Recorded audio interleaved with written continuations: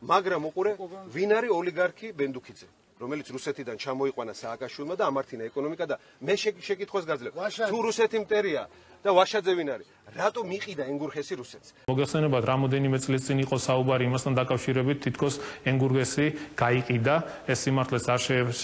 შეესაბამება მინდა გითხრათ იყო რაღაც მოლაპარაკებები მაგრამ ყველაფერი გაჩერებულია ენგურგესი საქართველოს საკუთრებაა მინდა უთხრა ჩვენი ქვეყნის მოსახლეობას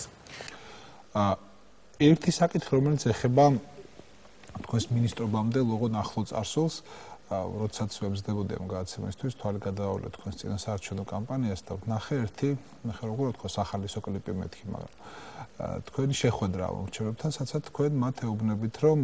ენგურხესი წინა ხელისუფლებამ გაყიდა რუსებზე მე გამოერკვა ისე ვიცე-პრემიერ კალაძეს დავიმოწმებ რომ არაფერს არ გაუყიდია და ენგურხესი არის საქართველოს საკუთრებაში არ გინდათ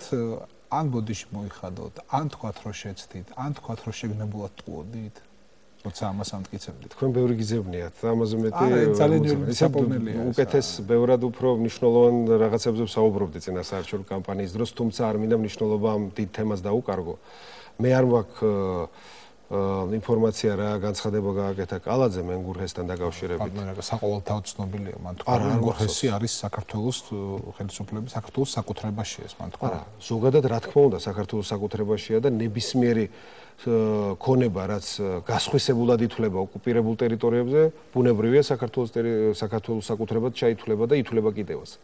მე მახსოვს თავად ენგურხესის საკითხიც რა გასაიდუმლოებული იყო და რო არ ამხელდნენ რატო და როგორ ვითარებაში გადაეცა ეს რუსულ მხარეს აქედან გამომდინარე მე ვრჩები ჩემ აზრზე არ გადასცემიაო იმ კაცმა ასაკებია კალაძეს კიდევ ერთხელ ვიტყვი კალაძის განცხადება ამ კონკრეტულ საკითხზე მე არ მახსოვს ამიტომ ამ საკითხის ბუნებრივია გარკვევა თუ თქვენ გაინტერესებს კიდევ შეიძლება კალაძესთან გადავამოწმოთ მე აუცილებლად გადავამოწმოთ თქვენი შეხსენების შემდეგ კარგი